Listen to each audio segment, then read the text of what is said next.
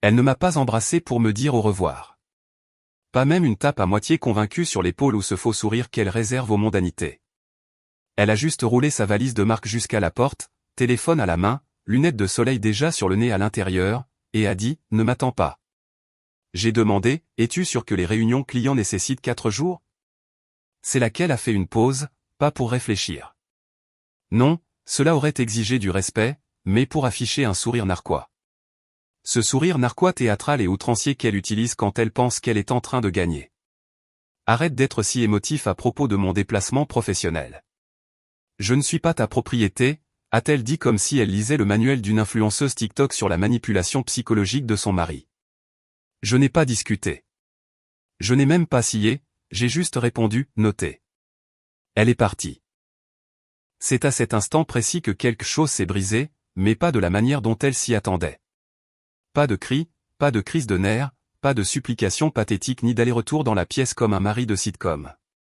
Je suis resté là, fixant la porte fermée, et j'ai laissé le silence s'étirer jusqu'à ce que la seule chose que j'entende soit le bourdonnement du réfrigérateur et l'écho lointain de ses talons dans le couloir. Puis je me suis tourné et j'ai marché directement vers le bureau. Il y a un dossier en cuir sur la 2e étagère, derrière une rangée de vieux livres qu'elle n'a jamais pris la peine de lire. Elle appelait ça ma réserve bizarre pour la retraite. Il est étiqueté en feuille d'argent, contingence. Je l'ai ouvert, j'ai sorti une page marquée phase 1, confinement. J'ai composé le numéro que je n'avais pas touché depuis 4 ans. Commencer le protocole. Elle est en mouvement, ai-je dit. C'était tout. Pas de drame, juste de la stratégie. En moins de 3 heures, 3 accords de confidentialité avaient été signés par des hommes dont elle ne reconnaîtrait pas les noms et dont le silence coûtait plus cher que tout son budget marketing du trimestre précédent. Si vous écoutez ceci et que vous n'êtes pas encore abonné, c'est peut-être le bon moment de le faire. Votre soutien aide vraiment l'équipe à continuer à proposer des histoires comme celle-ci. Son vol a atterri à Nice à 18h32. Le client qu'elle prétendait rencontrer était en dehors de la ville jusqu'à mardi. Je ne l'ai pas appelé. Je n'ai pas demandé de photos. Je savais déjà. Le mot de passe du portail d'investissement commun a été changé. Subtil mais insultant. L'alerte de notre carte de crédit a retenti. Hôtelier. Pas la chaîne que le client avait réservée. Celui-ci est plus luxueux. Dîner pour 2. Champagne. 23 €. Tiramisu. Service en chambre. Je ne l'ai pas confronté. J'ai mis à jour les clés d'accès de ma société holding et j'ai signé une procuration à un homme qui me devait sa carrière. Il m'a renvoyé le document de confirmation en moins d'1 heure avec une seule phrase en bas, il était temps. Cette nuit-là, je me suis assis près de la fenêtre et j'ai regardé ses réseaux sociaux s'éteindre lentement. Pas de check-ins, pas de mise à jour de stories, pas de selfies depuis le bar sur le toit. Quand elle se cache, elle pense qu'elle est maligne. J'ai envoyé un SMS à quelqu'un que je n'avais pas contacté depuis l'université. Sa réponse est venue rapidement. Une phrase, confirmée. Il est avec elle. Et puis j'ai envoyé seulement 4 mots à un deuxième contact, quelqu'un qu'elle a rencontré, mais dont elle n'a jamais pris la peine d'apprendre le nom de famille. Elle est dedans. Procédé. Le lendemain matin, son chef de service s'était vu offrir un contrat privé. L'homme n'a pas hésité. Ce poste dont elle se vantait tant. Il avait déjà été discrètement transféré sous une autre division. Il ne s'agit pas de la prendre en flagrant délit. Ça, c'est pour les amateurs. Je n'ai pas besoin de le voir dans son lit. Je l'ai déjà dans mon analyse de portefeuille. Un cadre intermédiaire, 2 promotions en 5 ans, et un dossier de voyage très suspect qui recoupe le sien comme une horloge. Elle pense qu'elle joue avec les émotions. Que si elle arrange bien l'histoire, elle peut me faire passer pour le mari jaloux qui ne supportait pas une femme puissante. Qu'elle le fasse, car elle n'a aucune idée de ce qu'elle vient de quitter et encore moins de ce dans quoi elle s'apprête à revenir. Elle n'a pas appelé cette nuit-là. Pas un atterrissage en toute sécurité. Pas une longue journée fatigante, j'envoie un SMS plus tard. Pas même son offre habituelle de culpabilité. Une photo floue de son dîner d'hôtel trop cher avec une légende passive-agressive comme les dîners d'affaires ne se terminent jamais. Juste le silence, ce qui aurait presque été crédible si sa localisation n'avait pas sonné depuis un hôtel-boutique à 2 heures au sud du véritable bureau du client. J'ai regardé le petit point bleu se poser pour la nuit dans une rue que je reconnaissais, un endroit où nous avions séjourné une fois avant une excursion œnologique. Romantique, discret. J'ai fermé le tracker, non pas parce que je ne pouvais pas le supporter, mais parce que je n'avais pas besoin de confirmation. J'avais déjà les preuves. Carte de crédit commune débitée à 20h46 pour un dîner chez Bellamy. 2 entrées, filet mignon, champagne, dessert, service en chambre à 23h13. Puis rien, sauf une petite notification qui m'a fait sourire. Tentative de connexion échouée. Notre tableau de bord d'investissement. Elle a essayé de se connecter au portail que nous utilisions pour notre fiducie familiale. J'ai changé le mot de passe ce matin-là. Elle suppose toujours que je suis plus lent que je ne le suis. Qu'elle apprenne. J'ai rouvert le dossier de contingence, j'ai basculé vers le deuxième onglet, isolement des actifs. Ma signature était déjà là depuis une semaine. Tout ce qu'il fallait, c'était l'activation. À 22h, le conseil juridique de la société holding a reçu les instructions de transfert de procuration limitée. Ils n'ont pas posé de questions, ils ont juste déposé, exécuté, confirmé. Elle pense qu'elle me fait du mal. Comme si je faisais les 100 pas dans la cuisine, me saoulant de chagrin, attendant qu'elle rentre à la maison et me mente en face. Au lieu de cela, je révisais un document fiscal daté du 3 mars. Une ligne de signature anodine qu'elle avait griffonnée sans lire, une ligne qui liait ses droits de vote à sa bonne conduite continue et à son éthique. Je me demande ce que le comité d'audit pensera de cette clause. Mais nous n'en sommes pas encore là. Pas officiellement. Pour l'instant, il était temps de laisser les ombres faire leur travail. J'ai envoyé un message à Loïc. Ce n'est pas un avocat, un flic ou un tueur à gages. Loïc est un homme de système. Il travaillait pour une banque jusqu'à ce que nous l'engagions pour construire les dispositifs de sécurité de notre pare-feu IP interne. Le genre de personne que vous faites venir lorsque la valeur de vos cyberactifs dépasse votre liquidité. Je lui ai envoyé 4 mots, elle est dedans. Allons-y. Sa réponse a été une photo. Une clé USB sur un dossier étiqueté projet Braise. Elle n'a jamais su qu'il existait. Voyez-vous, il y a 3 ans, j'ai commencé à développer discrètement une structure IP modulaire au sein de l'entreprise. Brevets, code, recherche, les choses de grande valeur, les joyaux de la couronne. Elle s'en moquait en disant ton petit bunker technologique. Elle disait que c'était dépassé, paranoïaque. Maintenant, c'était mon levier. À minuit, un projet de note avait été préparé pour le conseil d'administration. Non envoyé, juste programmé. Daté de 2 jours à partir de maintenant. Titre, restructuration temporaire pendant l'examen de la direction. Elle pensait encore qu'elle avait le temps. Que si elle gardait son histoire propre et son ton confiant, elle pourrait me manipuler pour me faire taire. Jouer la victime quand les fissures apparaîtraient. Peut-être même pleurer dans la cuisine une nuit et dire « je ne voulais pas que ça arrive ». Nous étions juste seuls. Trop tard. La solitude n'a pas changé le mot de passe. La solitude n'a pas falsifié une localisation. La solitude ne se connecte pas sous un nom différent. Et son amant, oh, nous y viendrons. Je sais déjà qui il est. Pas seulement son nom, son rôle, ses vulnérabilités. Il n'est pas son partenaire. Il est sa responsabilité. Elle a peut-être cru qu'elle était la tempête en partant, mais elle a oublié. Certains d'entre nous construisent la météo. L'enveloppe Manille a frappé mon bureau avec un bruit sourd, mais elle aurait tout aussi bien pu détonner. Des photos sont attendues. Des silhouettes floues à travers les rideaux de l'hôtel, des reçus au rodaté correspondant, peut-être une main sur son dos au voiturier. Tout est standard pour un détective privé. Mais ce que l'enquêteur a posé sur les photos, c'était la vraie charge utile. Un nom, Paul Dupont, 34 ans, responsable des opérations de niveau intermédiaire dans mon entreprise, pas même dans une division séparée.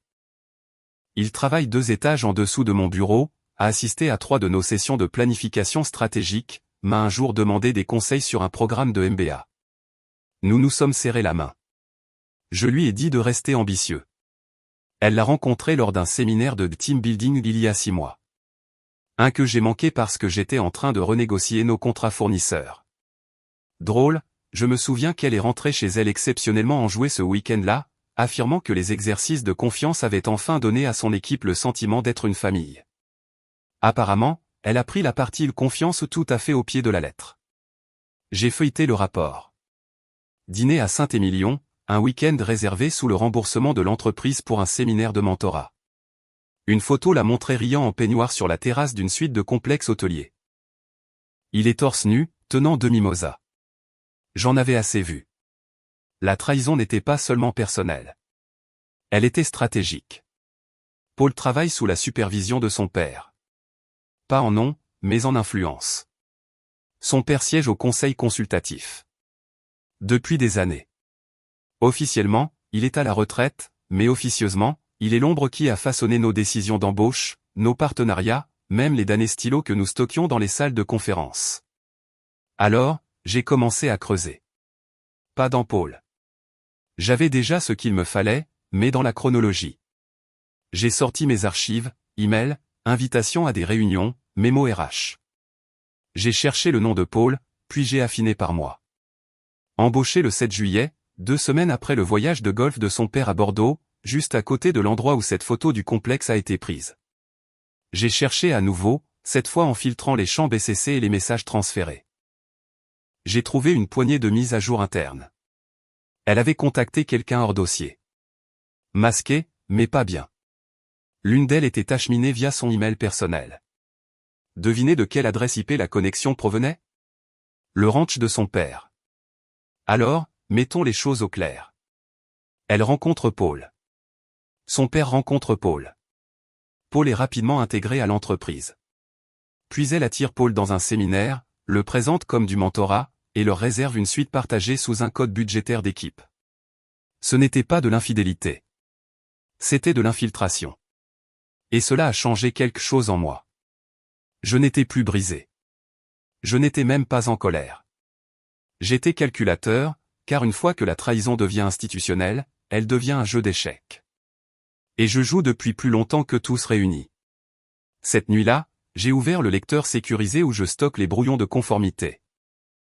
Il y avait un ancien rapport d'un ancien responsable de l'éthique signalant Paul pour une proximité excessive avec une précédente superviseure. Il avait été discrètement rejeté par les RH sur la recommandation de son père. J'ai rouvert le dossier. Puis j'ai appelé mon conseiller juridique général, pas le public, le privé, celui qui n'est jamais apparu sur notre organigramme. Nous avons une violation, ai-je dit. Il n'a pas demandé de quel type, il a juste dit, voulez-vous l'isolement ou l'exposition? Les deux, ai-je répondu. Nous avons programmé une réunion pour jeudi. Paul ne le sait pas encore, mais son badge cessera de fonctionner d'ici vendredi. Quant à son père, eh bien, il est sur le point d'apprendre ce qui se passe lorsque l'homme qu'il a sous-estimé construit des portes de sortie dans chaque recoin de l'Empire. Il pensait que je paniquerais, que je céderais. Mais la seule erreur que l'on ne commet jamais en affaires ou en mariage est d'essayer de voler l'homme qui a construit le coffre-fort. Il y a une porte au 27e étage qu'elle n'a jamais franchie. Techniquement, elle est marquée comme annexe de stockage, avec des plans dépassés, des contrats d'archives, de vieux meubles que nous étions censés donner et que nous n'avons jamais fait. Elle a un jour plaisanté en disant que c'était là que l'ambition allait mourir. Elle n'a jamais pris la peine de demander pourquoi elle avait un accès biométrique. J'ai posé mon pouce sur le scanner. La porte a cliqué et le silence à l'intérieur était comme celui d'une cathédrale. Pas de poussière, pas de désordre, juste une longue table en noyer. Finition mate. Pas de centre de table, pas de fenêtre. Ce n'était pas pour les apparences. Cette pièce était construite pour les décisions. 3 hommes étaient déjà assis, chacun avec un dossier noir devant lui. Juridique, financier, sécurité, pas des chefs de service. Ce ne sont que des marionnettes. Ce sont ceux que j'ai embauchés hors bilan. Ceux dont la rémunération n'est pas dans nos livres, mais dans mes coffres offshore. Je me suis assis et j'ai posé une seule enveloppe sur la table. Ceci est le déclencheur, ai-je dit. Le service juridique l'a ouvert en premier. À l'intérieur, une copie mise à jour de mon testament daté d'il y a 5 mois, notarié, discrètement classé. Il établissait la fiducie de continuité moraux, une entité irrévocable avec un contrôle total par procuration sur mes actions. Il a hoché la tête, a glissé le document au représentant financier. Dans son dossier se trouvait l'enregistrement de la fiducie aveugle. Déjà financée, active, la signature, la mienne, le dépôt 2 semaines après son séminaire de team building avec Paul. Il a levé un sourcil. Vous préparez ça depuis un moment. J'ai souri. Je planifie tout. J'espérais juste ne pas avoir à l'utiliser. Enfin, le service de sécurité a ouvert son dossier. Un nouveau protocole d'accès à partir de jeudi. Tous les mouvements internes d'étage nécessiteraient un scan rétinien et un accès par jeton à 2 facteurs. Des employés spécifiques, elle incluse, déclencheraient une alerte passive en entrant dans des niveaux restreints, a-t-il ajouté tranquillement. Le nouveau président a déjà été intégré, et c'était la partie que j'attendais. Elle a toujours supposé que je resterais à ce poste jusqu'à ma mort. Que même si nous divorcions, elle hériterait de l'entreprise par osmose. Que l'entreprise que j'avais construite n'était qu'un grand album sentimental avec un flux de trésorerie. Elle n'a jamais envisagé que j'aurais pu installer un successeur il y a des années. Le nouveau fiduciaire est un homme qu'elle n'a jamais rencontré. Il n'apparaît pas sur notre site web. N'assiste pas aux réunions du conseil, mais il me suit depuis 3 ans. Appelez-le comme vous voulez. Exécutif, successeur, administrateur fantôme. Pour elle, c'est un étranger. Pour moi, c'est le verrou que j'ai conçu bien avant qu'elle ne trouve la clé. Je tape sur la table. À partir de maintenant, je suis une figure symbolique. La fiducie vote à ma place. Légalement, je suis consultant. Le service juridique a hoché la tête à nouveau. Et elle ne sait pas. Non. Et quand elle le découvrira, il sera trop tard pour contester, a ajouté le service de sécurité. Elle va remarquer les changements. Elle peut remarquer ce qu'elle veut, ai-je dit. Remarquer n'est pas la même chose qu'arrêter. L'ambiance dans la pièce n'a pas changé. Ces hommes ne sont pas émotifs. Ils ont géré des successions après des assassinats, des fusions inversées et des zones hostiles, des saisies d'actifs lors de divorces qui font passer le mien pour une rupture d'école. Mais même savait que c'était chirurgical. Je n'avais pas besoin de sa permission. J'avais besoin de son excès de confiance. Elle était trop occupée à siroter du champagne de service en chambre avec Paul pour réaliser que son titre était devenu cérémoniel, que son influence était désormais superficielle. Je me suis levé et j'ai boutonné ma veste. La phase 2 commence demain. Laissez-la revenir au bureau en pensant que rien n'a changé. Parce que c'est le type de pouvoir le plus efficace. Celui qui ne crie pas. Il attend. Et quand il bouge comme une architecture. Délibéré, imparable, permanent. Elle est arrivée mercredi soir, traînant sa valise derrière elle comme un trophée. Toujours en talons, maquillage impeccable. Elle sentait le savon d'hôtel cher et le parfum de quelqu'un d'autre. La clé a cliqué dans la serrure, mais il n'y avait pas d'odeur de dîner, pas de musique, pas de mari assis avec son ordinateur portable sur l'îlot de la cuisine comme d'habitude. Juste le silence. Elle a laissé tomber sa valise avec un soupir dramatique. A attendu, a appelé, chérie, une fois, légère, décontractée, performative. Pas de réponse. A vérifié la chambre. Vide. Est entrée dans le bureau, son bureau, et a trouvé la chaise rentrée, les dossiers rangés, l'ordinateur portable disparu. Elle est restée là un instant, mâchant l'intérieur de sa joue, puis a ricané, probablement en train de bouder quelque part. Elle lui donnerait une journée pour faire la tête, puis arrangerait les choses avec quelques demi-vérités sur les dîners d'équipe et sur la façon dont il est toujours si méfiant ces derniers temps. Elle est allée dormir dans la chambre d'amis. Le lendemain matin, elle a porté sa tenue habituelle de femme de PDG au bureau, chemisier crème sur mesure, cheveux relevés, boucles d'oreilles en perles, pouvoir par association. Elle a traversé la réception avec un signe de tête. N'a pas pris la peine de montrer son badge, puis s'est arrêtée net. 2 gardes inconnus se tenaient devant l'ascenseur exécutif. Pas des renforts, des vrais, des types ex-militaires. Costumes impeccables, écouteurs, inexpressifs. Elle a cligné des yeux. Je monte, a-t-elle dit en tendant la main vers le bouton. Un garde a levé la main. Nouveau protocole de sécurité, madame. Elle a ri une fois, un rire sec et incrédule. Je suis la femme du PDG. Ils n'ont pas répondu. Elle a regardé le panneau. Pas de lumière, pas d'indicateur d'étage. L'ascenseur n'a pas bougé. Elle a sorti son téléphone et a appelé son père. Messagerie vocale. Elle a envoyé un SMS, pourquoi y a-t-il des gardes qui bloquent l'ascenseur exécutif? 30 secondes plus tard, son père est apparu au coin, marchant vite, transpirant légèrement. Papa, qu'est-ce qui se passe? Pourquoi je ne peux pas monter? Il n'a pas répondu, Il a juste pris son coude comme si elle était une enfant qui faisait des siennes en public, et a marmonné, il y a quelque chose que tu dois voir. Elle a arraché son bras. Dis-moi ce qui se passe. Sa voix est tombée à un murmure, monte juste. Maintenant. L'ascenseur a bipé. Le garde s'est écarté pour lui. Elle a hésité puis a suivi.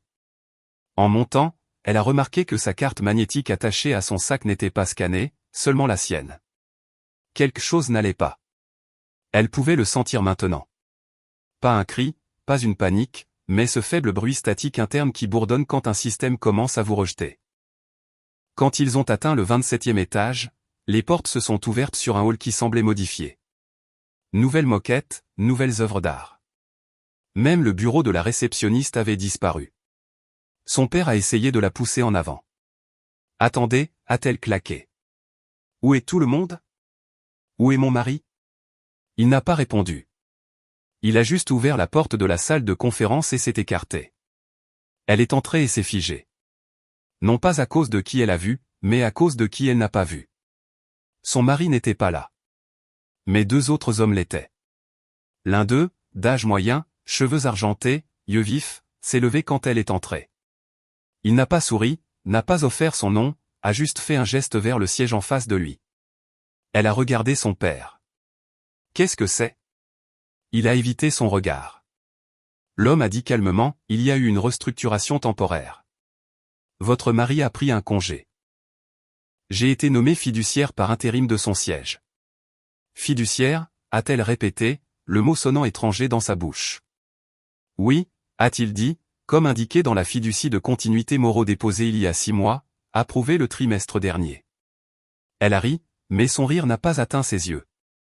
C'est ridicule. Il ne peut pas simplement disparaître et nommer un étranger pour. Vous n'êtes pas au conseil d'administration, l'homme l'a interrompu doucement. Votre père n'est pas au conseil d'administration. Monsieur Dupont non plus. Elle a cligné des yeux. Monsieur Dupont ? Paul, a-t-il précisé.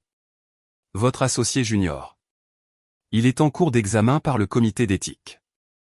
Avec effet immédiat. Elle s'est à nouveau tournée vers son père, mais son visage était vide. Elle ne le savait pas encore. Pas entièrement, mais l'air avait changé. Ce n'était pas un malentendu. Ce n'était pas un coup de froid ou un traitement silencieux. C'était de la structure, du mouvement, une redirection délibérée. Et pour la première fois, son pied a glissé. Pas assez pour tomber, mais assez pour réaliser que le sol sous elle n'était plus le sien. La salle de conférence sentait le cuir frais et l'air conditionné. Pas une parcelle de poussière, pas un dossier mal rangé. Et pourtant, la température semblait étrange, comme si le CVC murmurait que quelque chose d'irréversible avait changé. Elle est entrée et s'est arrêtée net. Son père se tenait raide près de la paroi vitrée, les bras croisés, le visage rougi mais silencieux. Paul, son amant, son petit secret devenu complice, était assis maladroitement près du bout de la table, sa veste enlevée, sa cravate desserrée, la couleur avait quitté son visage. Ils la regardèrent tous les deux, puis détournèrent immédiatement le regard. Son estomac se serra, puis ses yeux se posèrent sur l'homme assis à sa place. La soixantaine, cheveux argentés parfaitement coiffés. Un costume gris anthracite taillé comme une armure. Des boutons de manchette qui scintillaient comme s'ils venaient d'un service de renseignement classifié. Il était calme, imperturbable, lisant un dossier avec un détachement chirurgical. Sa voix claqua avant même qu'elle ne puisse réfléchir, « Où est mon mari ?» L'homme ne leva pas les yeux immédiatement. Il termina de lire, ferma le dossier avec précision, puis rencontra son regard, non pas avec agressivité, mais avec le genre de domination tranquille qui n'a pas besoin de se prouver. « Pas ici, dit-il. Je suis le fiduciaire par intérim du siège de Moreau Holdings. » Elle cligna des yeux. « Fiduciaire ?» L'homme esquissa un petit sourire, presque amusé. « C'est exact. Votre mari a exécuté une directive de fiducie aveugle en avril. J'ai été nommé fiduciaire enregistré. Cette transition est active depuis 36 jours. » Elle regarda Paul. Rien. Juste cette même pâleur, cette même immobilité coupable. Elle se tourna vers son père. « Papa, qu'est-ce qui se passe ?» Son père semblait avoir vieilli de 10 ans. Il ouvrit la bouche, la referma.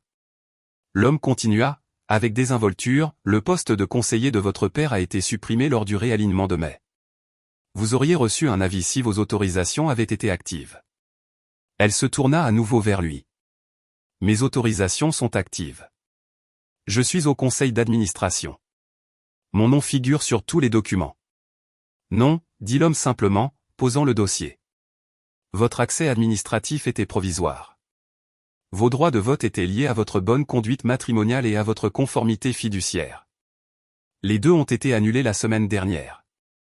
Cela la frappa comme de l'eau glacée dans le dos. Annulé. Annulé? Par qui? L'homme ne scia pas par vous. Indirectement. Vos actions ont déclenché l'article 12 de la clause d'éthique de la charte. Vous l'avez co-signé lors du refinancement de l'exercice fiscal dernier. Clause 12 c'est conflit d'intérêts, cohabitation avec un personnel subalterne. Paul bougea. Puis sa gorge émit un léger son comme s'il voulait parler, mais il changea d'avis. Elle n'avait pas fini. Je veux parler à mon mari maintenant. L'homme hocha poliment la tête. Il a laissé des instructions. Vous êtes la bienvenue pour observer cette réunion. Vous n'êtes pas autorisé à parler lors des votes officiels ni à être présente lors des délibérations à huis clos.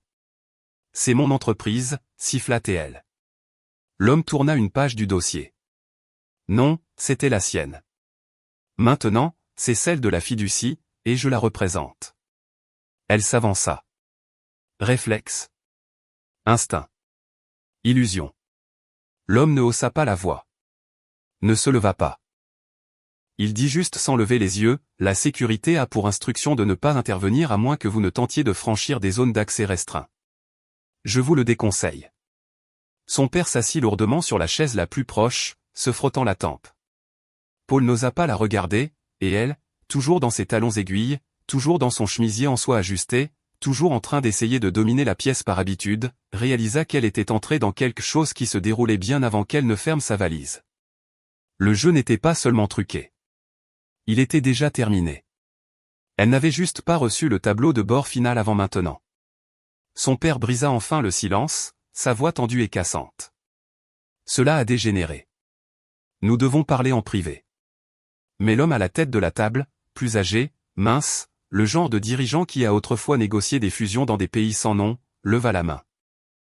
Pas besoin, dit-il calmement. Tout a déjà été examiné et classé. Il fit glisser un dossier sur la table en noyer lisse. Non pas agressivement, juste fermement, comme un verdict. Il s'arrêta juste devant elle. Elle hésita, puis l'ouvrit. La première page, analyse du registre de vote, changement d'actionnaires internes. La deuxième, note de conformité, anomalie RH et chaîne de délégation suspecte. La troisième, une photo, c'était elle et Paul au bar sur le toit de l'hôtel Italier. Elle riait. Il lui touchait le poignet. Horodaté en dessous. Une courte note du service de gestion des risques internes, relations confirmées via les schémas de dépenses, la géolocalisation des appareils et les réclamations de logements non déclarés pour la nuit. Violation des protocoles de conduite des cadres, articles 7A et 7C. Paul émit un son d'étouffement. Elle le regarda fixement. Saviez-vous qu'il nous observait? Il ne répondit pas. Son visage était devenu blanc crayeux. Une de ses mains tremblait sous la table. Le fiduciaire, calme comme jamais, parla sans élever le ton. Votre mari s'est récusé de l'enquête il y a 2 semaines. L'examen éthique a été déclenché automatiquement lorsque l'article 7 a été violé. Compte tenu du calendrier, personne au sein de ce conseil n'a l'autorité d'annuler cela. Elle cligna des yeux. Vous voulez dire que je suis officiellement sous enquête? Depuis ce matin, a déclaré le président. Et je suis suspendu? Le fiduciaire hocha la tête une fois, en attendant les résultats complets. Pendant cette période, votre accès au bureau sera révoqué. Vos identifiants d'entreprise resteront inactifs. Vous pouvez soumettre une déclaration formelle pour examen. Un avocat est autorisé. Elle se tourna lentement vers son père. Sa voix, autrefois pleine d'acier, se brisa. Papa? Il ne bougea pas. Ne parla pas, se frotta juste l'arête du nez et fixa la table. Papa, dit quelque chose, siffla-t-elle. Enfin, il leva les yeux. Et dans ce seul regard, fatigué, résigné, un regard de mille affaires, elle vit ce qu'elle ne voulait pas croire. Il savait, pas tout, mais assez. Il connaissait le nom de Paul, connaissait les murmures, connaissait les conflits, et il avait choisi le silence jusqu'à ce que ce ne soit plus une option. Parce que maintenant, il ne s'agissait plus de famille. Il s'agissait d'exposition. Il n'était pas là en tant que père. Il était là pour protéger son héritage, ce qu'il en restait. Elle regarda autour de la pièce et vit ce qui avait changé. Ses hommes, ses costumes, ses maîtres des échecs, autrefois les alliés de son mari, puis les siens par extension, ne lui offraient plus de hochements de tête, de sourire ou de fiction polie. Il la regardait comme une acquisition devenue toxique. Quelque chose que l'on met en quarantaine avant que cela n'infecte le reste du système. Paul essaya de marmonner quelque chose. Des excuses peut-être, mais elle le coupa d'un regard. Trop tard. Elle était seule. Pas dans la pièce. Il y avait des corps partout, mais seul de la pire des manières. Le système qu'elle pensait comprendre, celui qu'elle croyait plié au charme, à la pression, à son nom de famille, s'était transformé en granit sous ses pieds. Aucune quantité de plaidoyer, de positionnement ou de posture ne le changerait. Parce qu'il ne s'agissait plus de trahison. Il s'agissait de responsabilité. Et quand les systèmes se protègent, ils le font sans merci. Elle a quitté la salle de conférence avant que quiconque ne la congédie officiellement. Elle n'a pas attendu le protocole, n'a pas signé l'avis d'éthique, n'a pas établi de contact visuel. Ses talons résonnaient comme des coups de feu sur le sol en marbre. Sa mâchoire était si serrée qu'elle lui faisait mal. Son père n'a pas suivi. Ni Paul. De retour dans son bureau, techniquement toujours le sien pour 12 heures de plus. Elle a claqué la porte, l'a verrouillée et a sorti son téléphone de son sac. Les RH n'ont pas répondu. Les RP l'ont renvoyé à la messagerie vocale. Le service juridique a envoyé une réponse automatique, veuillez adresser toutes les demandes relatives à l'éthique au bureau de liaison de la conformité. Elle a jeté le téléphone sur son bureau. Il a rebondi une fois, a atterri écran vers le haut, bourdonnant. Nouvelle notification, boîte de réception 1, transition de leadership et intégrité organisationnelle. Le sujet seul lui a coupé le souffle. Elle l'a ouvert. Une communication officielle du Bureau des relations avec les actionnaires de Moreau Holdings. En tête soignée, saut de l'entreprise intégrée, puis la photo. Ça l'a frappé comme une gifle. Son mari souriant légèrement, les bras croisés dans cette pose de confiance tranquille emblématique, debout à côté du nouveau président par intérim. La légende disait, la vision du fondateur maintenue. Transition bâtie sur l'héritage. Ses yeux ont parcouru la page. Un message suivait, rédigé dans un langage de relations publiques parfait. Avec effet immédiat, la fiducie de continuité Moreau a exécuté un réalignement de leadership conformément à l'article 9 de l'accord des fondateurs. Ce changement, aligné sur les meilleures pratiques de gouvernance, assure la stabilité organisationnelle, un leadership éthique et une protection des actifs à long terme. C'était clair, légal, sans excuse. Mais le coup de grâce, l'horodatage, envoi programmé, samedi 9h04. 3 jours auparavant, avant son retour, avant son humiliation dans l'ascenseur, avant le dossier de la salle de conférence, avant tout cela. Elle a fait défiler jusqu'en bas, espérant, priant pour un signe que c'était réactif, une dernière minute pour contenir le chaos. Mais au lieu de cela, elle a vu les données de suivi des emails, livrés à tous les actionnaires. 16 heures ouvert par 92% en 30 minutes. Lieu d'engagement principal, suite exécutive des investisseurs, niveau 28. Ils avaient déjà célébré. Elle n'était même pas une arrière-pensée. Juste une livraison finale d'une campagne en cours depuis longtemps. Ses mains ont commencé à trembler, non pas de tristesse, ni même de honte, mais de la réalisation brutale qu'elle jouait aux dames dans une pièce pleine de maîtres des échecs. Et le jeu était terminé avant même qu'elle ne monte sur l'échiquier. Elle a sorti son ordinateur portable de sa station d'accueil, a ouvert Slack. Son canal d'équipe archivé. Son groupe de communication exécutive supprimé. Ses autorisations révoquées. Elle a essayé d'accéder à son disque dur de serveur, accès refusé. A essayé sa sauvegarde cloud personnelle, bloquée. Elle a fixé l'écran, clignant des yeux. Puis a remarqué quelque chose dans le coin supérieur droit de la fenêtre de mail. Envoyé à tous les actionnaires à Trust US envoyé en dernier. Livré 16h03. Son nom figurait en bas de la liste des destinataires. Elle était la dernière à le recevoir. Ce n'était pas un accident. C'était une ponctuation. L'homme qui l'attendait autrefois à la maison en toute sécurité avait programmé son insignifiance publique avant même qu'elle n'atterrisse et s'était assuré qu'elle le ressente à la seconde près. Elle s'est assise sur sa chaise, la même dont elle se vantait d'avoir meublé avec du cuir italien. Elle a grincé légèrement sous elle, le seul son dans un espace qui avait déjà cessé de reconnaître sa voix. Elle a arraché le tiroir inférieur de son classeur à domicile comme s'il lui devait de l'argent. Des dossiers juridiques se sont répandus sur le sol. D'anciennes déclarations fiscales, des permis de rénovation et le paquet de bienvenue brillant de ce séminaire de luxe en appât où elle l'avait traîné l'année dernière. Rien de tout cela n'avait d'importance maintenant. Quelque part ici, enfouie sous des années de bureaucratie matrimoniale et de vanité corporative, se trouvait la seule chose à laquelle elle s'accrochait encore. Une preuve de levier. Quelque chose qu'elle pourrait agiter au visage de quelqu'un et dire, ce n'était pas légal. Il m'a trompé. Annulez ça. Elle a feuilleté les contrats, arrachant feuille après feuille de leurs pochettes en plastique avec des mains tremblantes. Et puis elle l'a trouvé. Accord de transfert d'actions, annexe B, paquet de refinancement de l'année dernière. Celui qu'il avait présenté comme un ajustement de routine avant le nouveau cycle fiscal. Elle l'avait à peine regardé. Il s'occupait des finances. Elle avait survolé la page de résumé, posé une question sur ses droits de vote conservés, et il avait souri, calme, rassurant.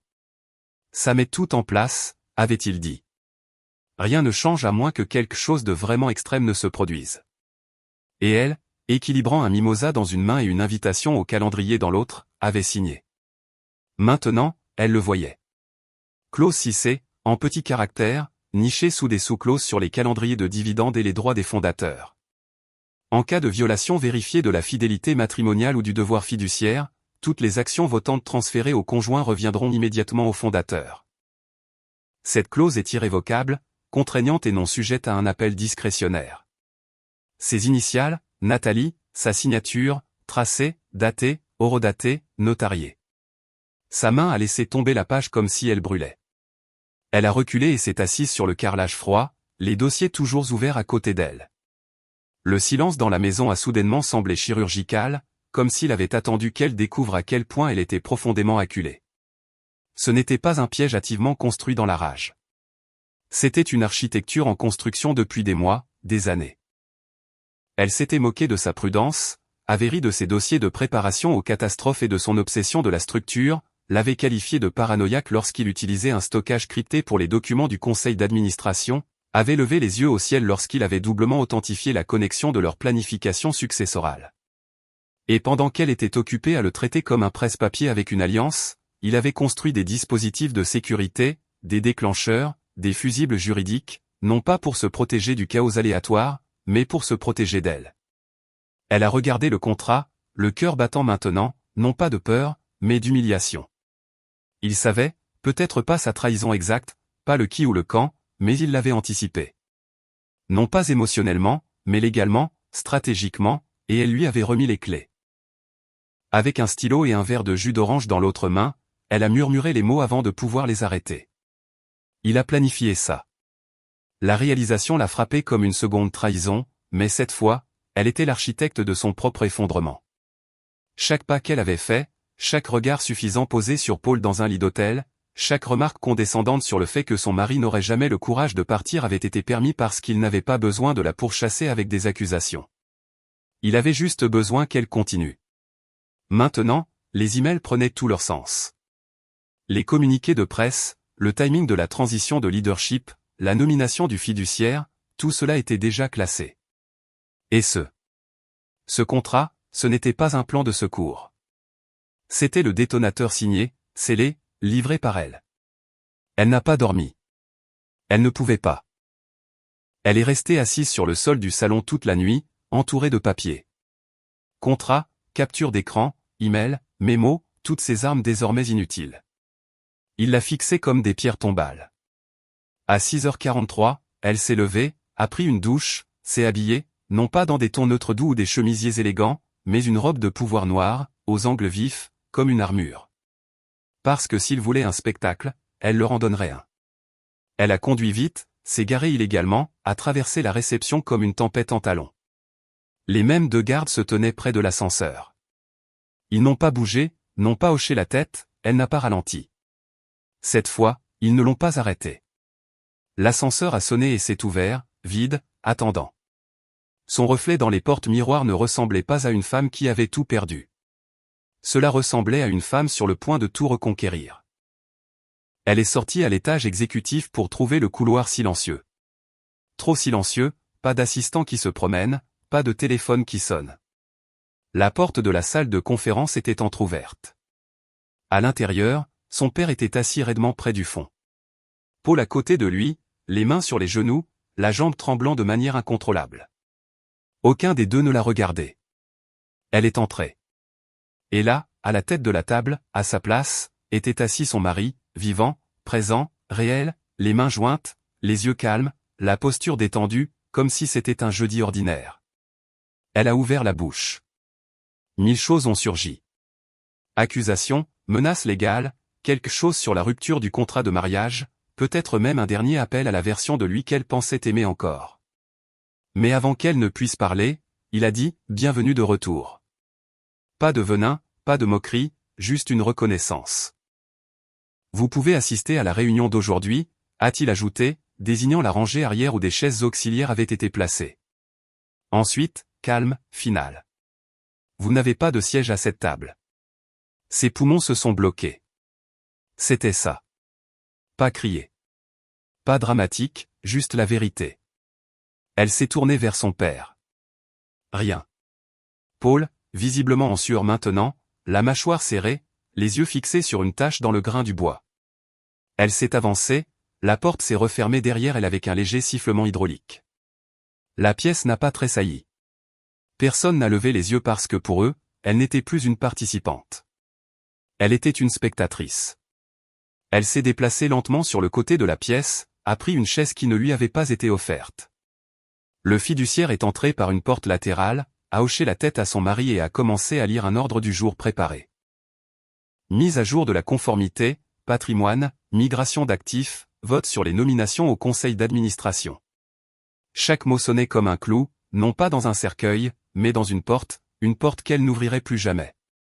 Elle l'a regardé, son mari, l'homme qu'elle appelait autrefois prévisible, faible, l'homme qu'elle pensait pouvoir déjouer avec du charme, de l'intimité et du silence. Et lui, assis dans sa forteresse de l'égalité et de patrimoine, n'a même pas regardé en arrière. Elle respirait mais elle avait l'impression de se noyer parce que dans cette pièce où le pouvoir pliait autrefois à son nom de famille, où elle utilisait les sourires comme des armes et parlait avec la suffisance d'une permanence assumée. Elle n'était qu'un autre corps sur une chaise qui ne lui appartenait pas. Elle pensait que son silence tous ces mois avait été passif, faible, celui d'un homme trop blessé pour riposter. Mais maintenant elle le voyait. Ce n'était pas le silence. C'était le son des portes qui se verrouillaient, des signatures qui séchaient, des transferts de propriété. C'était le son d'un plan atterrissant sur sa case finale et elle, laissée au bord de l'échiquier.